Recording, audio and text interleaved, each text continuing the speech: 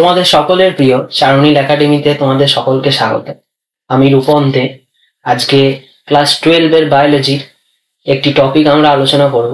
টপিকটি class 12 বায়োলজির unit 10 ecology and environment ইউনিটটার chapter 11 organism and পপুলেশনের একটি টপিক। টপিকের নাম পপুলেশন ইন্টারঅ্যাকশন। চলো তাহলে আজকে আমরা টপিকটা নিয়ে আলোচনা শুরু করছি। আমরা সকলেই জানি যে আমরা জীবজগতের সকল প্রাণী কোনো না কোনো একটি বাস্তুতন্ত্র বা ইকোসিস্টেমের অন্তর্ভুক্ত। তো এই যেমন ধরো একটি ইকোসিস্টেমের যদি উদাহরণ দিই, তাহলে জলীয় বাস্তুতন্ত্র বা পুকুরের বাস্তুতন্ত্র।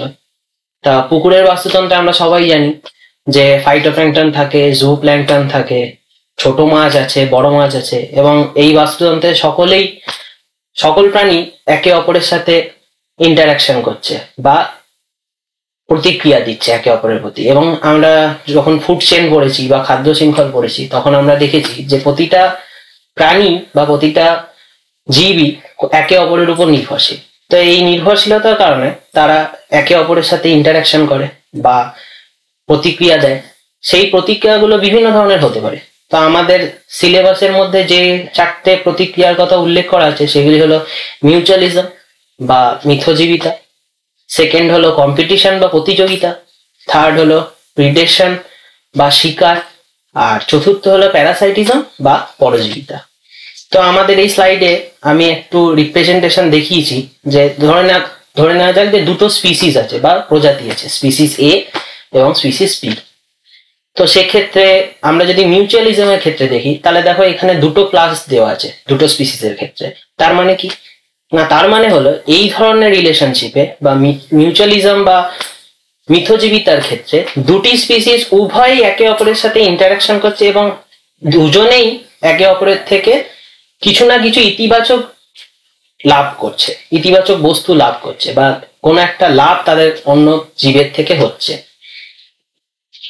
সেকেন্ড, কম্পিটিশনের ক্ষেত্রে আমরা জানি যে কোন একটা বাস্তুতন্ত্রের মধ্যে খাদ্য লিমিটেড, খাদ্য তো অফুরন্ত নেই। তো সেক্ষেত্রে কি হয় যে দুটো স্পিসিস ওই খাদ্যের জন্য একে অপরের সাথে কম্পিটিশন করছে বা প্রতিযোগিতা করছে। কিন্তু এক্ষেত্রে যেটা হয় সেটা হলো যে কম্পিটিশনের জন্য দুটি স্পিসিসই কোনো না কোনো ভাবে একটি নেতিবাচক প্রভাবে পড়ছে। কারণ একটি প্রজাতি যদি কোনো একটা খাদ্য গ্রহণ করে, তাহলে অপর প্রজাতি সেই খাদ্যটা গ্রহণ করতে পারবে না। তো সেক্ষেত্রে সে একটা নেগেটিভ ইম্প্যাক্ট তার উপর পড়বে। তৃতীয়, যদি প্রিডেশনের ক্ষেত্রে দেখি বা শিকারের ক্ষেত্রে দেখি, সেক্ষেত্রে একটি প্রজাতি আরেকটি প্রজাতিরকে শিকার করছে। এর ফলে কি হচ্ছে না, একটি প্রজাতির প্রাণী অন্য প্রজাতির প্রাণীর শিকার হচ্ছে এবং সে মারা যাচ্ছে। তো তার ফলে একটি প্রজাতির তো লাভ হচ্ছে, কিন্তু অপর প্রজাতির কি হচ্ছে না, ক্ষতি হচ্ছে। ফোর্থের ক্ষেত্রে যদি আসি, প্যারাসাইটিজম বা পরজীবিত্বর ক্ষেত্রে, সেক্ষেত্রে কি হচ্ছে না, প্যারাসাইট যে আমার কোন একটি জীবের মধ্যে বা কোন একটি জীবের শরীরের মধ্যে বা কোন একটি জীবের বাস্তুতন্ত্রের মধ্যে অবস্থান করছে, সে একটা পজিটিভ ইম্প্যাক্ট বা একটা লাভ অন্য প্রজাতির থেকে গ্রহণ করছে, কিন্তু সেই যার থেকে গ্রহণ করছে লাভটা, সেই প্রজাতির কোনো লাভ হচ্ছে না, উল্টে ক্ষতি হচ্ছে। তো এই 4টি আমাদের সিলেবাসের অন্তর্ভুক্ত। তো এরপর আমরা যদি আরো ডিটেলসে যাই, তাহলে সেক্ষেত্রে দেখবো যে মিউচুয়ালিজম ও মিথজীবিতা কাকে বলে। আমি এখানে স্লাইডে লিখেছি যেমন যে যখন দুটি পৃথক প্রজাতির জীব পরস্পরের সঙ্গে যুক্তভাবে অবস্থান করে এবং এই ধরনের সহাবস্থানের মাধ্যমে উভয়েই উপকৃত হয়, তখন তাকে মিথজীবিতা বলে। দুটো মিথজীবী জীব অধিকাংশ ক্ষেত্রেই বিচ্ছিন্ন বা এককভাবে বেঁচে থাকতে পারে না। অর্থাৎ মিথজীবিতার ক্ষেত্রে যে দুটি প্রজাতি একে অপরের সাথে ইন্টারাকশন করছে, সেক্ষেত্রে দুটি জীবই একে অপরের উপর নির্ভরশীল এবং তারা একে অপরের থেকে উপকৃত হচ্ছে। ফলে যেটা হয় যে এরা একে অপরকে ছাড়া কোনোদিনই ঠিকভাবে বেঁচে থাকতে পারে না এবং বাকি প্রজাতির থেকে কম্পিটিশনে পিছিয়ে পড়ে। তো এদেরকে সবসময় একটা মিথজীবিতার মধ্যে এদেরকে দেখতে পাওয়া যায়।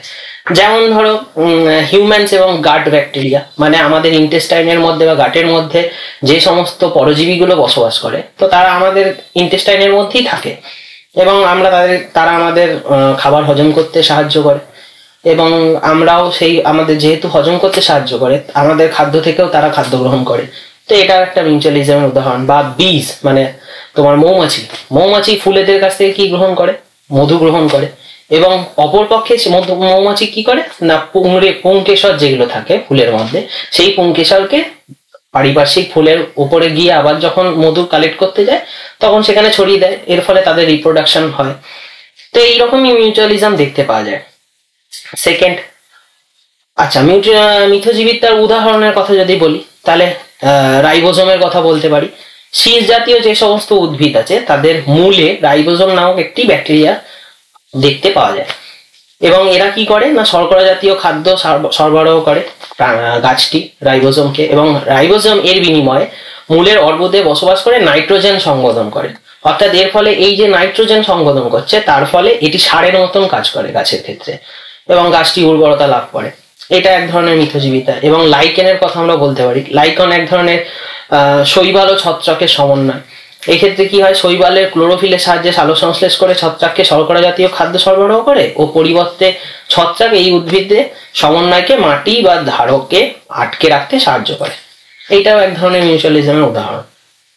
এরপর আমরা যদি দেখি প্রতিযোগিতা বা কম্পিটিশন, তাহলে প্রতিযোগিতা দু ধরনের হতে পারে, যেমন অন্তঃপ্রজাতি বা ইন্টারস্পেসিফিক এবং আন্তঃপ্রজাতি বা ইন্টারস্পেসিফিক। তাহলে অন্তঃপ্রজাতি কম্পিটিশন কিরকম, অর্থাৎ একই প্রজাতিভুক্ত দুই প্রজাতির মধ্যে প্রতিযোগিতা। যেমন ধরো একটি কুকুরের সাথে আরেকটি কুকুরের খাবার নিয়ে প্রতিযোগিতা চলছে, তাহলে এই ধরনের প্রতিযোগিতা হচ্ছে অন্তঃপ্রজাতি প্রতিযোগিতার একটি উদাহরণ। এবার আন্তঃপ্রতিযোগিতা যদি বলি তাহলে সেক্ষেত্রে বলতে পারি হরিণের কথা। হরিণ বাঘেরও খাদ্য, আবার অপরদিকে আমাদের লেপার্ড যাকে বলা হয় সেই চিতাবাঘেরও খাদ্য। তাহলে লেপার্ড এবং বাঘ দুজনেরই খাদ্য হচ্ছে হরিণ, সেক্ষেত্রে তাদের মধ্যে একটা কম্পিটিশন চলছে যে কে এই হরিণকে আগে খাবে। তাহলে এই ধরনের প্রতিযোগিতা হচ্ছে আমার আন্তঃপ্রজাতি প্রতিযোগিতার উদাহরণ। এরপর যদি আমরা আসি শিকার বা প্রিডেশনের ক্ষেত্রে, তাহলে শিকার বা প্রিডেশনের ক্ষেত্রে বলা যায় এটি এমন এক প্রতিক্রিয়া যেখানে দুটি প্রজাতির সদস্যদের মধ্যে একটি প্রজাতি অপর একটি প্রজাতিকে ধরে মেরে ফেলে এবং ভক্ষণ করে।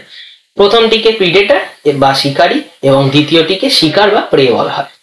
তাহলে এই ক্ষেত্রে তো অনেক উদাহরণই আমরা জানি, যেমন বাঘ হরিণকে শিকার করে, আবার ব্যাঙ পতঙ্গকে শিকার করে। তো এক্ষেত্রে ব্যাঙ হলো আমার শিকারী এবং পতঙ্গ হলো আমার শিকার। তো এটি হলো একটি শিকার বা প্রিডেশনের উদাহরণ। এরপর আছে আমাদের পরজীবিত্ব বা প্যারাসাইটিজম। তাহলে পরজীবিত্ব কাকে বলে, যখন দুটি জীব এমন সাহচর্যে বসবাস করে যেখানে একটি জীব উপকৃত হয় এবং অপর জীব ক্ষতিগ্রস্ত হয়।